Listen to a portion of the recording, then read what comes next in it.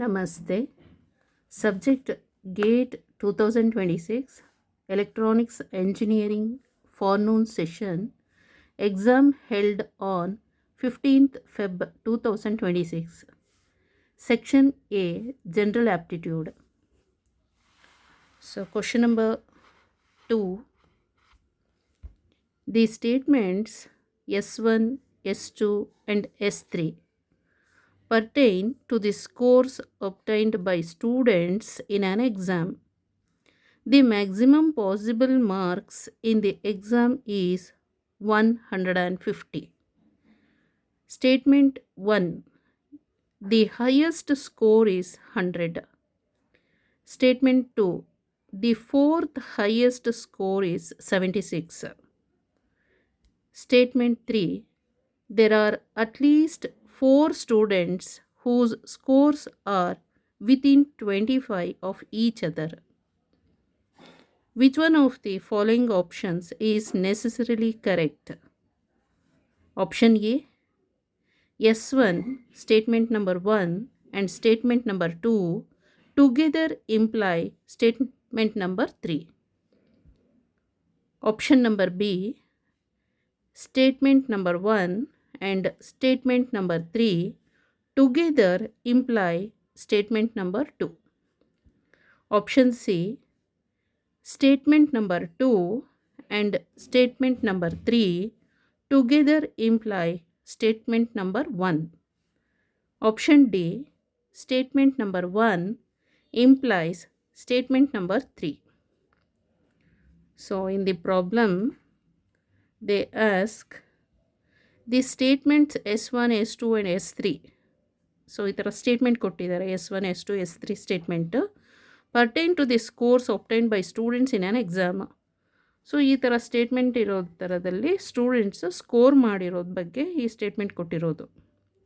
ಎಕ್ಸಾಮಲ್ಲಿ students score ಮಾಡಿದಾರಲ್ಲ ಅದನ್ನು ಸ್ಟೇಟ್ಮೆಂಟ್ ವೈಸಲ್ಲಿ ಕೊಟ್ಟಿದ್ದಾರೆ. ಸ್ಟೇಟ್ಮೆಂಟ್ ನಂಬರ್ 1, 2, 3 ಹಾಗೆ. The maximum possible marks in the exam is 150. So maximum possible marks is 150 in exam. Okay, in an exam. First ಸ್ಟೇಟ್ಮೆಂಟಲ್ಲಿ ಏನು ಹೇಳ್ತಾ ಇದ್ದಾರೆ ಅಂದರೆ ಹೈಯೆಸ್ಟ್ ಸ್ಕೋರ್ ಇಷ್ಟು ಸ್ಟೂಡೆಂಟ್ಸ್ ಇದ್ದಾರಲ್ಲ ಅದರಲ್ಲಿ ಯಾರ್ದು ಹೈಯೆಸ್ಟ್ ಮಾರ್ಕ್ಸ್ ಎಷ್ಟು ಅಂದರೆ 100. 150 ಮಾರ್ಕ್ಸಲ್ಲಿ 100 ಹೈಯೆಸ್ಟ್ ಬಂದಿರೋದು.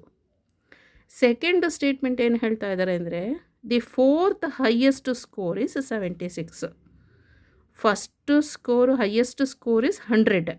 ಫಸ್ಟ್ ಒಂದು ಯಾರೋ ಒಬ್ಬ student she or he, okay, ಅವ್ರದ್ರಲ್ಲಿ 100 ಬಂದಿದೆ highest score. Next fourth highest score is 76. ಅಲ್ಲಿಗೆ ಸೆಕೆಂಡ್ ಅವ್ರದ್ದು ಎಷ್ಟು, ಥರ್ಡ್ ಅವ್ರದ್ದು ಎಷ್ಟು ಗೊತ್ತಿಲ್ಲ. ಸೆಕೆಂಡ್ ಥರ್ಡ್ ಗೊತ್ತಿಲ್ಲ. ಫಸ್ಟ್ದು 100 ಮಾರ್ಕ್ಸ್, ಫೋರ್ತ್ ಅವ್ರದ್ದು 76 ಮಾರ್ಕ್, ಸೆಕೆಂಡ್ ಆ್ಯಂಡ್ ಥರ್ಡ್ ಪರ್ಸನ್ದು ಗೊತ್ತಿಲ್ಲ. ಓಕೆ, ಈಗ ಸ್ಟೇಟ್ಮೆಂಟ್ ನಂಬರ್ 3 ಏನು ಹೇಳ್ತಾ ಇದ್ದಾರೆ ಅಂದರೆ there are at least 4 students whose scores are within 25 of each other. ಆಗ್ಬೋದು, ಯಾಕಂದರೆ 100 ಮೈನಸ್ 76 ಅಂತ ಹೇಳಿದ್ರೆ ಸೊ ಇದು 24 ಆಗುತ್ತೆ. So 24 is less than 25. At least ಅಂತ ಹೇಳಿದಾರಲ್ಲ, so 24 is less than 25. So ಅಲ್ಲಿಗೆ ಸ್ಟೇಟ್ಮೆಂಟ್ ನಂಬರ್ ಯಾವುದು ಕರೆಕ್ಟ್ ಅಂತ ಹೇಳಿದ್ರೆ ಆಪ್ಷನಲ್ಲಿ ಎನಲ್ಲಿ, so option A is the correct answer. So statement number 1 100 ಇದೆ ಆ್ಯಂಡ್ ಸ್ಟೇಟ್ಮೆಂಟ್ ನಂಬರ್ 2ನಲ್ಲಿ ಏನು ಬರ್ತಾ ಇದೆ, fourth highest score is 76.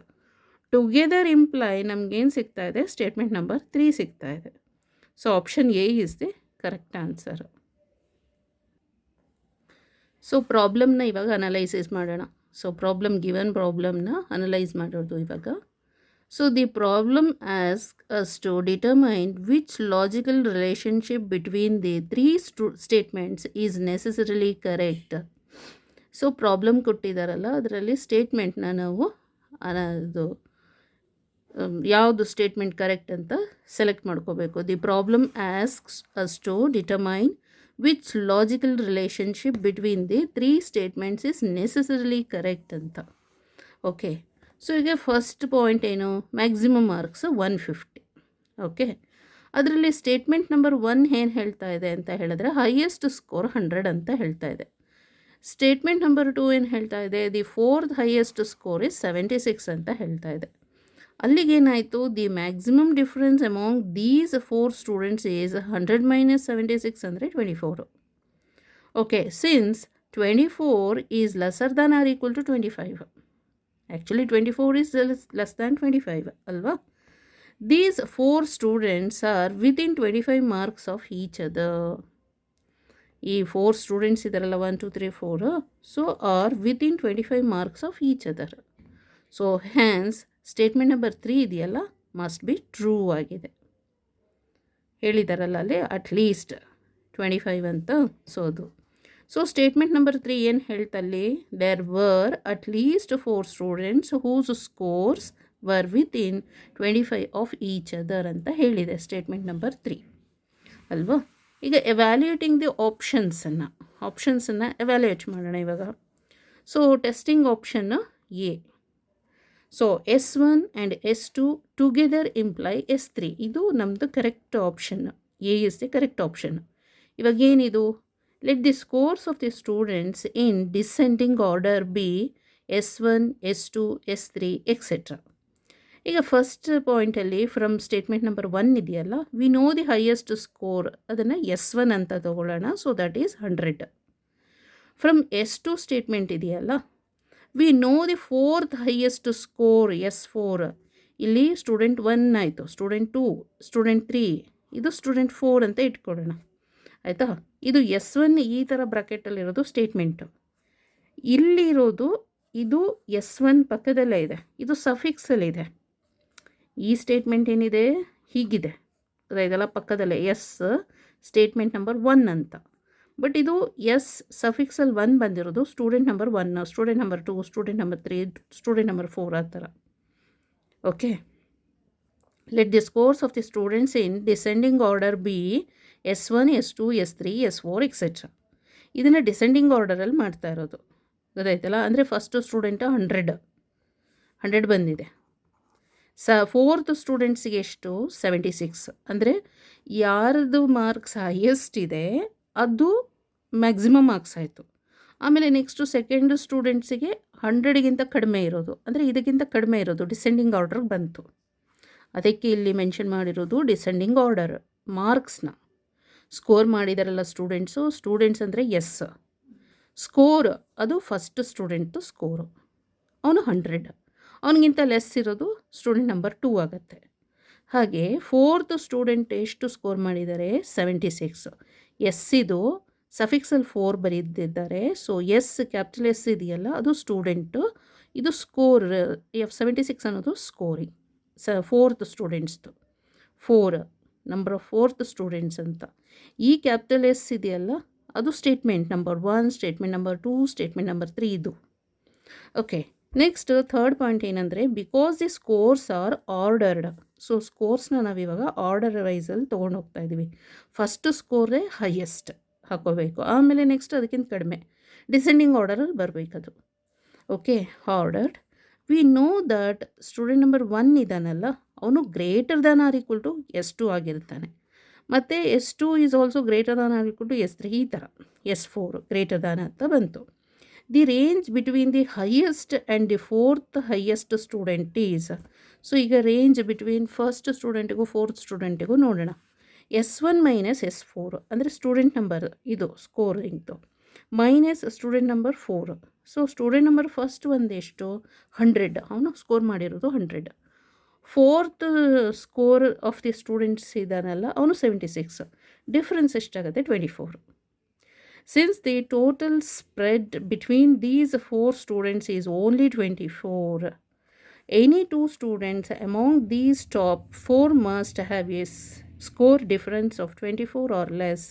So ಅಲ್ಲಿಗೆ S2, S3 ಇದ್ದಾರಲ್ಲ ಅವ್ರದ್ದು ಸ್ಕೋರ್ ಇದು ಇದೆಲ್ಲ 100, ಇವನು 76, S2, S3 ಬಗ್ಗೆ ಹೇಳ್ತಾ ಇರೋದು. Because 24 is lesser than or equal to 25.